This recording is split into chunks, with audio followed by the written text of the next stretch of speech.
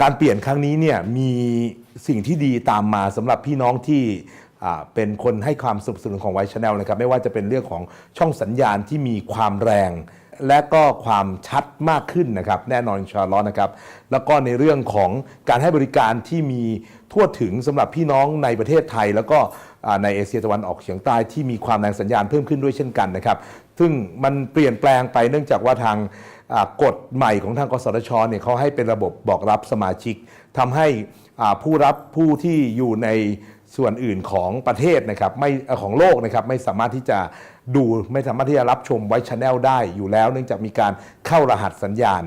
เราจึงเปลี่ยนจากระบบ global นะครับมาเป็นระบบ region ซึ่งทำให้พี่น้องที่อยู่ในประเทศไทยโดยเฉพาะอย่างยิ่งหรือว่ากัมพูชาลาวเวียดนามพม่าเนี่ยนะครับรวมถึงทางใต้ก็มาเลเซียอินโดนีเซียบรูไนเนี่ยจะรับชมเราได้ชัดขึ้นด้วยนะฮะนี่ผมพูดถึงประเทศที่อยู่รอบด้านรอบนอกนะครับแต่พี่น้องที่อยู่ในประเทศไทยอินชาอัลลอฮ์นะครับต่อไปนี้เนี่ยเรื่องของฟ้าฝนเรื่องของ